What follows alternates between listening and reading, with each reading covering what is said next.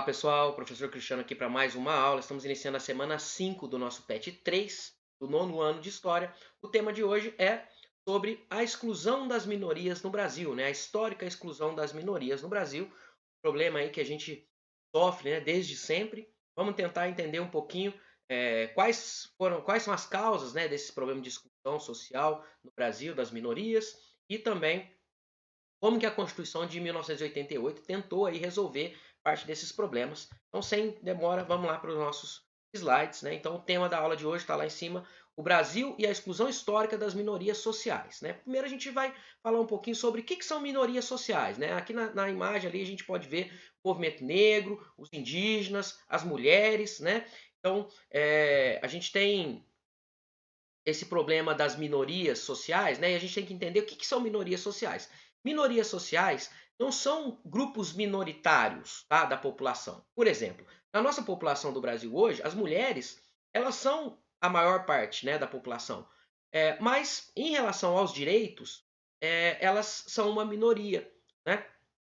Porque elas não têm a totalidade dos seus direitos respeitados, né? A mesma coisa acontece com a população negra, né? A gente tem a população parda e negra no Brasil, ela é mais da metade da população, mas ela é uma minoria social, né? Ou seja, esses grupos sociais, mesmo sendo grande parte significativa da nossa população, eles sofrem aí exclusões, né, violências, né, e são grupos vulneráveis, né, são grupos aí então que se tornam minorias sociais, né, e a gente tem uma série de fatores aí que levam a essa questão dessa exclusão, né. Vamos falar da nossa Constituição. Nas últimas aulas, né, nós vimos depois da ditadura militar, né, foi reunida a Assembleia Constituinte, em 1987, e fez a Constituição de 1988, Constituição que está até hoje, né, que nós usamos até hoje, e ela é chamada de Constituição Cidadã também. Tá? Por quê? Porque essa Constituição, pelo fato dela vir logo após um período de ditadura, né, onde os direitos não eram respeitados, né, onde havia muita opressão, censura, né, ela tenta resolver todos esses problemas, ela tenta aí, ir contra todos esses problemas, e aí a gente tem uma Constituição onde os grupos que foram reunidos para formar essa Constituição tentou-se ouvir todas as camadas sociais e trazer todas as camadas sociais para participar da cidadania, né? Então, a Constituição de 1988, ela tem inúmeros artigos que falam lá sobre a questão da liberdade, né, dos direitos e que levam esses direitos a todos os brasileiros, ou pelo menos tentam levar esses direitos a todos os brasileiros, a todos os grupos aí sociais existentes no Brasil, né, incluindo aquelas minorias, né, que foram sempre deixadas de lado pelas nossas leis, tá? Então, quando os deputados da Constituinte estavam discutindo, né, quais seriam as leis, quais seriam os artigos da Constituição, procurou-se ouvir grupos, né, por exemplo, grupos que representavam as mulheres, grupos que representavam os indígenas, grupos que representavam o movimento negro, né, grupos aí que historicamente foram deixados de lado, tá? Então, essa Constituição também é chamada de Constituição Cidadã, porque teve emendas que foram propostas pela própria população, pelo próprio cidadão, né? Então, isso acabou dando esse apelido de Constituição Cidadã para a Constituição de 1988. Aqui nós temos algumas imagens aí desse momento, né, da Constituinte. Então, temos lá pessoas reunidas ali fora da Assembleia, onde estavam sendo discutidas as leis, né? O projeto de Constituição. Então, temos os indígenas, né? Nós temos ali representantes das mulheres, nós temos ali pessoal pedindo reforma agrária, pedindo mudanças, né? Representantes dos negros, do movimento negro ali também. Então nós tivemos esses grupos todos participando. Tá? Algumas características dessa Constituição. Tá? Primeiro a questão dos povos indígenas. Né? Os indígenas participaram, né? A gente tem uma foto ali do Ailton Krenak. O Ailton Krenak fez um discurso lindíssimo. Quem quiser depois procura aí no YouTube.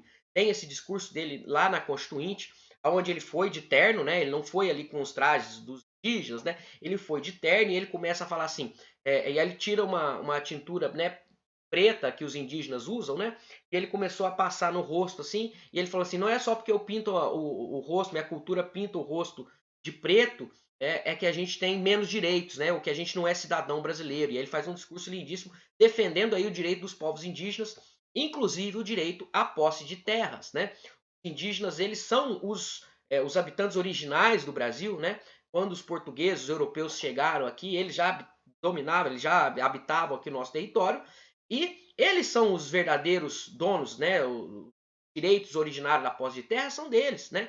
E a gente sabe que historicamente esses povos têm sido excluídos, né? Dos seus direitos de posse de terra, têm sido expulsos das suas terras, né? Suas terras são invadidas e a Constituição, através do artigo 231, reconhece aí aos indígenas o direito originário sobre as terras e deixa lá determinações de que o governo seria responsável por fazer a demarcação de terras. A gente sabe que nesse momento, né, enquanto eu estou gravando essa aula, está tendo um movimento em Brasília, novamente, com os indígenas acampados lá, porque estão sendo votadas leis que querem tirar terras dos indígenas, né? Então, até hoje os indígenas continuam lutando aí pelos seus direitos, né? Eles estão acampados nesse momento em Brasília para tentar impedir aí que essa lei criminosa seja votada, que vai tirar terras dos indígenas, aí vai dificultar aí o acesso dos indígenas às suas terras, às quais eles têm direito, né? Outra questão é a questão racial, né? A Constituição de 1988 ela define o racismo como um crime, né? Um crime inafiançável e imprescritível, tá? Então, pela primeira vez a gente tem o crime de racismo na nossa Constituição, né? Isso é uma conquista aí também do movimento negro, né? A questão das liberdades, né? A gente estava vindo de uma ditadura, então a questão das liberdades civis ela é muito importante nessa Constituição. Então, ela proíbe a censura, garante ali a liberdade de expressão, né? E a iniciativa popular para propor novas leis, para que a população participe aí, né? Da Constituição e das leis, da formulação de leis, né? Do Brasil, tá? Questão da legislação do trabalho também, né? Teve uma redução de jornada no trabalho de 48 horas para 44 horas, né? E aí os direitos trabalhistas que foram conquistados sempre com lutas, com greves, com lutas sindicais, né? Foram sendo estabelecidos, estão na Constituição, né? Então, direito à carteira assinada, seguro-desemprego, 13º salário para os trabalhadores, demissão sem causa justa com uma multa lá que a empresa tem que pagar para o empregador, né? Licença maternidade passou para 120 dias e a licença paternidade. São direitos aí que foram conquistados, foram incluídos aí na Constituição. Infelizmente, a gente sabe que tem governos aí que tentam tirar esses direitos dia a dia, né? A questão das eleições, né? Foi estabelecido eleições diretas para presidente. Lembre-se, a gente está saindo de uma ditadura quando a Constituição de 1988 foi promulgada, né? Então, essa questão da eleição, né? Da garantia, da participação do povo, né? Na eleição, ela é muito importante. Então, define lá eleições diretas para presidente, governador e prefeito, né? Nas cidades com mais de 200 mil eleitores, caso nenhum dos candidatos tenha a maioria absoluta dos votos, ou seja, 50% mais um dos votos válidos, haverá um segundo turno, né? E aí entre os dois mais votados, tá? Esse está definido lá na Constituição. E o mandato ficou com um tempo aí de 4 anos, tá?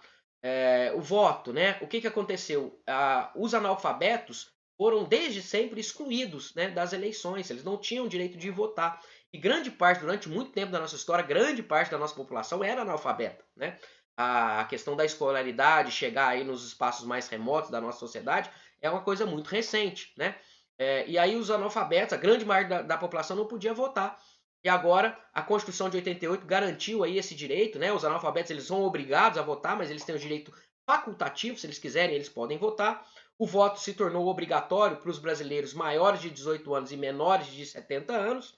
E o voto ficou então facultativo também para os maiores de 70 anos e para os jovens entre 16 e 17 anos ali. O voto é facultativo, né? Você pode votar, mas não é obrigado, tá? A forma do regime do governo também foi estabelecida na Constituição como uma república federativa e presidencialista, né? E aí, na época, teve um plebiscito, né? Era previsto um plebiscito para que a população pudesse ali reafirmar se essa era a forma de governo mesmo que queria.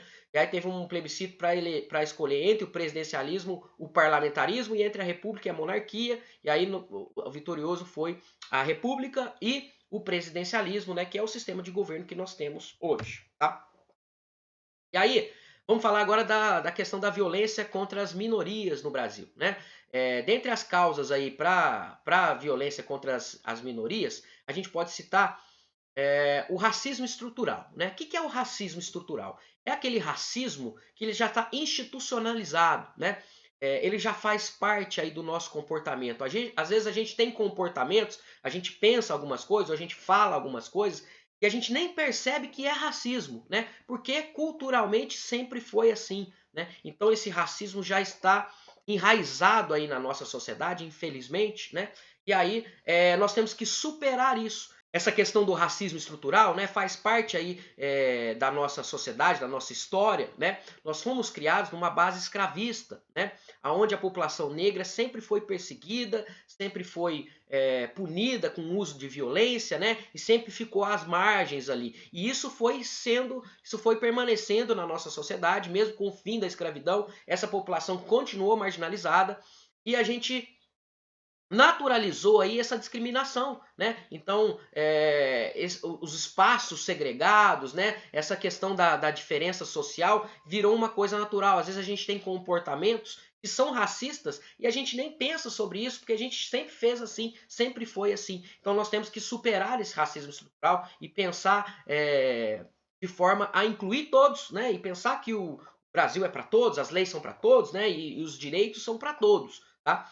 Então, essa população marginalizada, por exemplo, né, ela vive ali às margens, né, da sociedade, em locais onde os direitos, né, a estrutura do Estado, às vezes, não chega. Né? Vamos pegar, por exemplo, o Rio de Janeiro. Né? A gente tem a população pobre, negra, vivendo nas favelas. Né? Nas favelas você não tem Estado, você não tem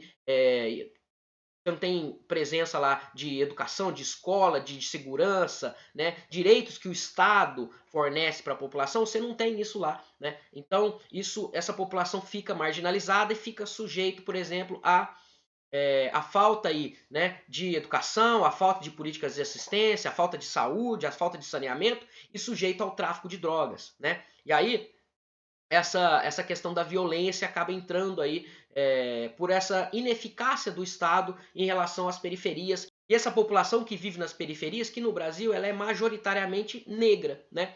Então, a gente tem um outro problema no Brasil, que é a questão da desigualdade social. A gente tem uma parcela pequena da sociedade que tem a riqueza, grande parte da riqueza produzida no país, controlada por um grupo muito pequeno, essa elite, tá? E você tem uma grande maioria da população pobre, né? E essa população pobre sofre também que, além de ser pobre, muitas vezes ela, né, a maioria das vezes ela também é negra, né? Então você tem a estigmatização aí da figura do negro como um potencial suspeito, né? Então a polícia, quando vê um negro, ela vai dar uma revista mais forte, ela já trata como um potencial suspeito, e isso é esse racismo institucionalizado aí, né? E não é à toa que a população jovem e negra do Brasil é a que mais é vítima de homicídios, tá? Aí temos uns números aí, né? A cada 100 pessoas assassinadas no Brasil, cerca de 70 são negras, né? Então a grande maioria das vítimas da violência é a população negra, né? E outro problema também é a questão da circulação das armas, né? A gente sabe que quanto mais armas estão aí circulando, mais aumenta a criminalidade. Essas armas acabam indo cair na mão dos bandidos, né? A gente tem um número aqui, cerca de 1% de armas a mais em circulação, aumenta-se em 2% o número de homicídios. Né? E esses homicídios, a gente está falando da população negra. Tá? Tanto essa ação da polícia, né, que quando sobe o morro lá, ela não está nem aí, vai dando tiro para todo lado, não sabe se é inocente, se é culpado, né, e trata a população negra dessa forma, como também essa questão dos jovens, né, que são abordados, né, o jovem negro, né, ele é visto como um potencial suspeito sempre, né? Então, esse racismo estrutural, essa violência da polícia, essa violência que existe no nosso país é resultado aí desses problemas todos, né, da desigualdade social, da falta de estruturas, né, do Estado estar presente, né, do racismo estrutural, a questão da violência do tráfico de drogas, né? Então temos todos esses problemas aí no nosso país. Aqui temos uns números aí para vocês. Então, ó, lá, né? A cada 10 pessoas que são vítimas são assassinadas no Brasil, 7 são negras, né? E o perfil das pessoas mortas decorrente da intervenção policial tá ali, ó, 485 foram negros e 276 brancos, né? Então você vê que o número dos negros é quase que o dobro ali, né? Que sofre aí violência da polícia, né? Que é visto já como um potencial suspeito, e isso é desse racismo estrutural que nós temos em nosso país e que nós temos que superar. Tá? E aí, quais são as consequências dessa violência? Né? Nós vimos que os jovens, e principalmente os jovens negros, são os principais alvos da violência, né? Dos assassinatos, né? São da morte, do índice de homicídios aí. Né? Esse aumento aí, no caso de óbito de pessoas jovens, entre 18 e 24 anos, do sexo masculino, significa que num longo e num médio prazo, né, vai ter uma mudança demográfica, porque os mais jovens estão morrendo. Né? Então a nossa população vai ficar com uma população envelhecida, né? Os mais jovens estão morrendo, então vai ficando os mais velhos, e isso vai ter reflexos, inclusive, na economia, né? Se tem um número menor de jovens, que é a força de trabalho, né? Essa força produtiva do país são os jovens que trabalham, que entram no mercado de trabalho. Se ele está diminuindo o número dos jovens porque eles estão morrendo mais, vai ter problemas aí, né? Na questão econômica, né?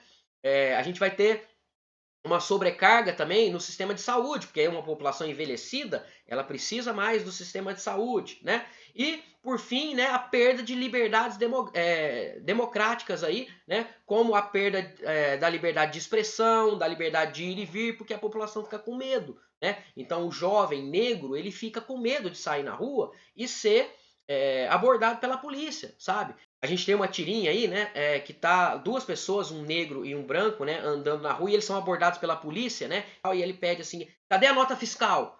E aí o branco fala assim, mas que absurdo, quem que anda com nota fiscal? E o negro vai e tira, tá aqui, senhor. E mostra a nota fiscal. Por quê? Porque os negros, eles têm que fazer isso porque eles são vistos como suspeitos, né, sempre, infelizmente, na nossa sociedade. Nós temos que mudar isso, né, e tentar resolver essa questão da violência e da exclusão histórica das minorias no nosso país, tá? Espero que vocês tenham gostado da aula de hoje. Se inscrevam no canal, curtam os vídeos, tá? E a gente faça as atividades do PET e a gente volta semana que vem. Um abraço.